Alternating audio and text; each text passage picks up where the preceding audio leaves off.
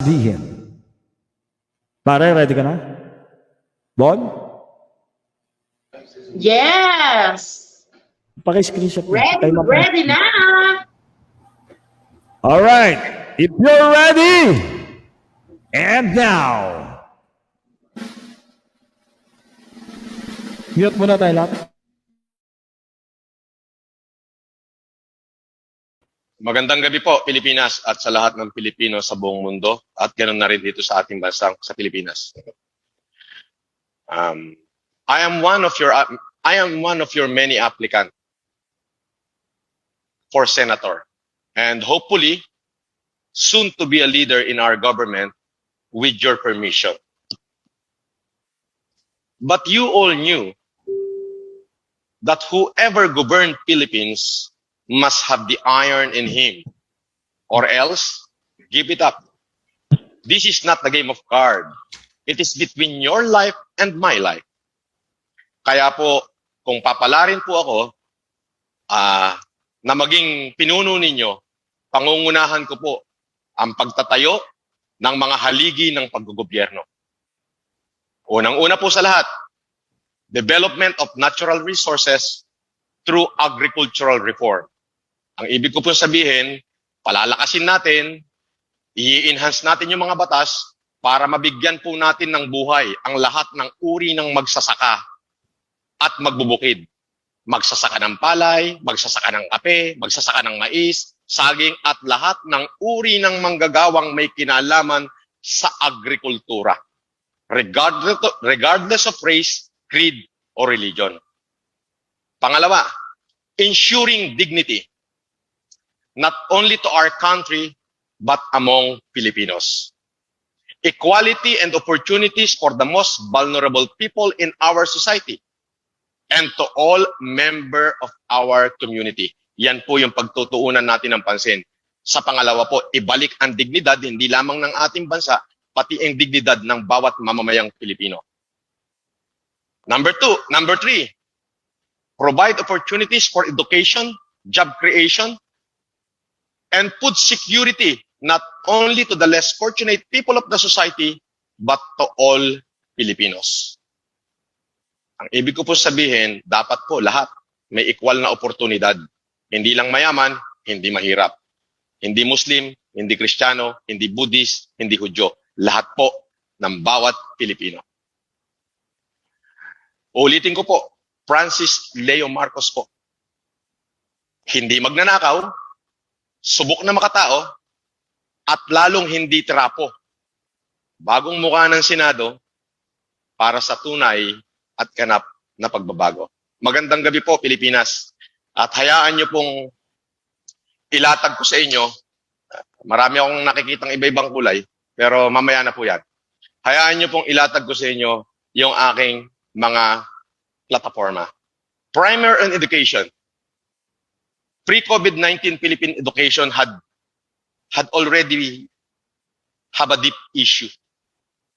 Primarily resulting from not being a priority for government funding. So hindi po prioridad ng pondo ng gobyerno yung para sa pre-COVID-19 Philippine education.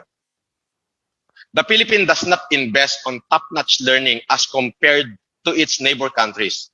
In fact, many public schools lack of computers and other tools despite the digital age. Further, a shortfall in the number of public school teachers.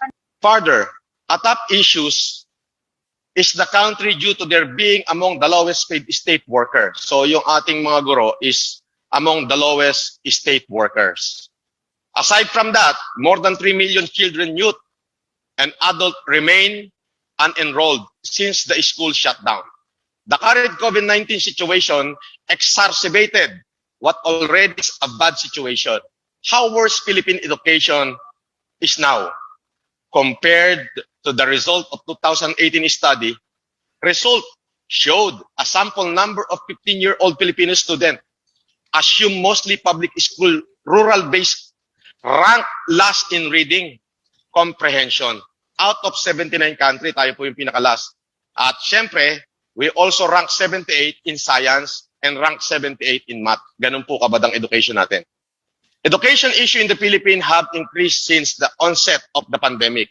With the sudden event brought about by the health crisis, distant learning mode via internet or TV broadcasts were ordered.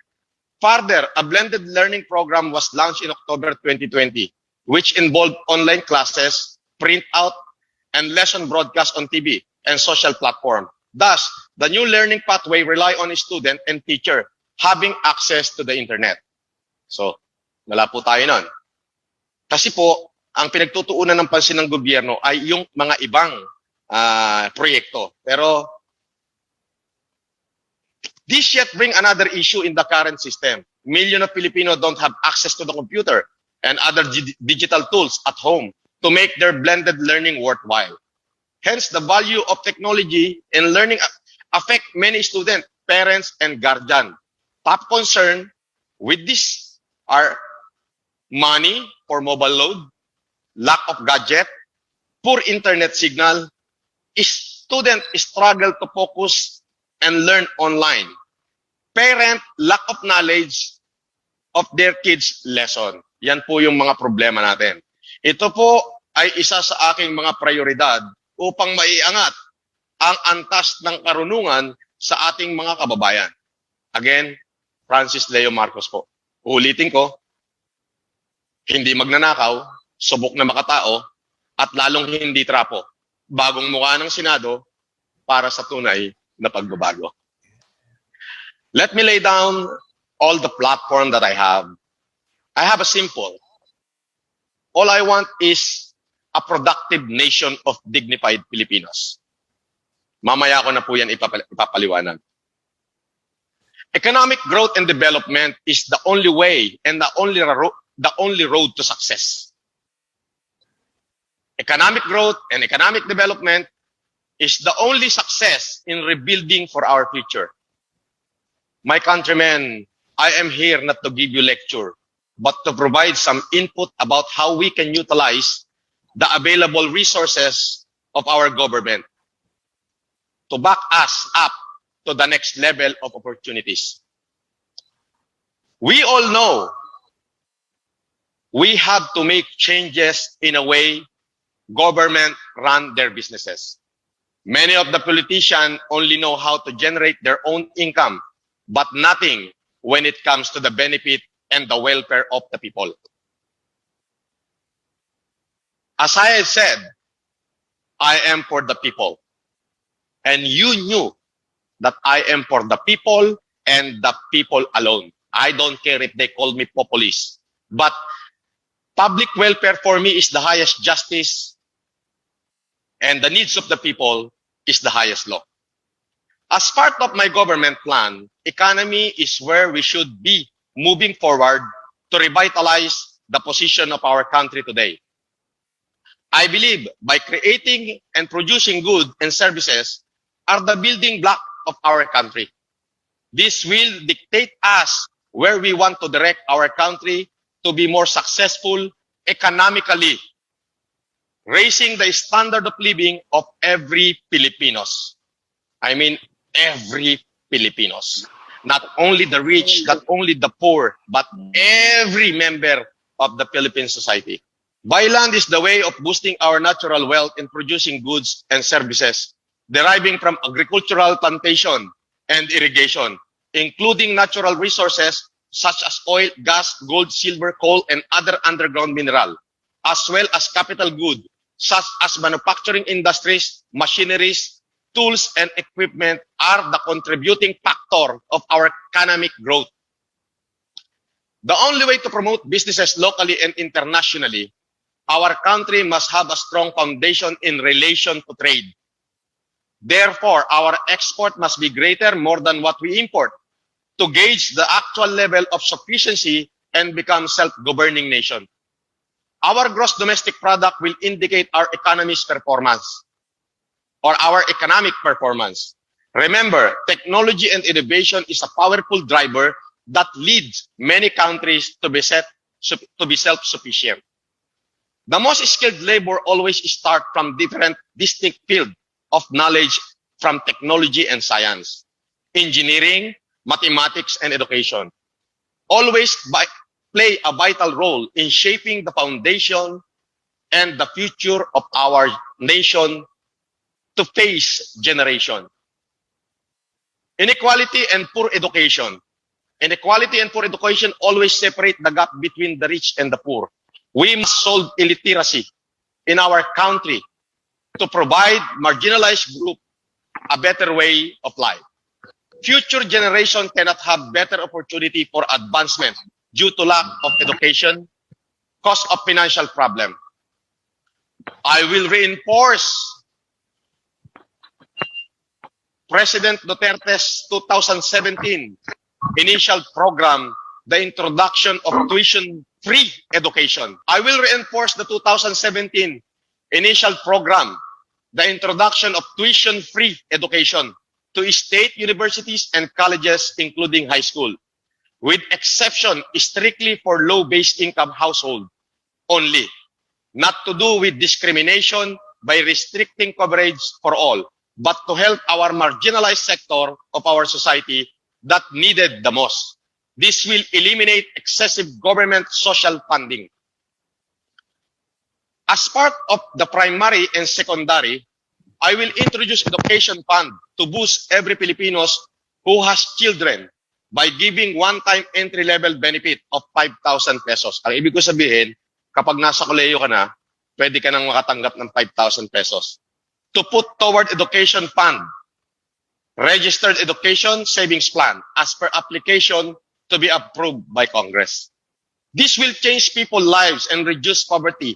As it always be the case, we must educate our kids where they can be good and reliance in bringing knowledge to themselves and to our community. I have a plan, but the success of this will become reality with the help of every one of you. We may not accomplish everything, but at least our hope is worth working. Ulitin ko po, Francis Leo Marcos po. Hindi magnanakaw, subok na makatao, at lalong hindi trapo. Bagong mukha ng Senado para sa tunay na pagbabago. Magandang gabi po uli, Pilipinas, at magandang gabi po sa inyong lahat. Let me finish what I have started and lay down all this platform. Agricultural reform. As we know, one among the problems that our country facing today from economic point of interest in relation to employment, poverty, and education. As I mentioned to my previous statement, I am here because I cannot ignore witnessing what our country was going through. Again, I am for the people, only for the people, and the people alone. It has many transition of government I have changed but the bright side of life seems very bleak future. It is you. Yes, it is you. I mean all of you. If we can work together by putting your trust in me, I will bring these important issues to the House to discuss and collaborate among members of Congress in the government. We have to find possible solution of correcting the problem in our country in connection to agricultural improvisation that will initiate to boost the economic security and stability of our country. I will implement agricultural policies that will serve as the guideline on how we can, our farmers, to create sustainable growth in the agricultural sector. Among these ideas, as much as yours, I will institute many changes by making farming less intensive, labor, and cost-effective. Our old farming system must integrated into more innovative, modern equipment and machineries. By providing education on how to become creative, innovative in terms of various ways to farm and raise production will change the output of productivity. I will form a network of farmers support agents who work with the rural communities to provide training to all farmers. I will reenact support, research, and development in order to solve the need of all farmers and cultivators. I will initialize to build central processing or milling facilities and storage that provide security and avoid waste and spoilage.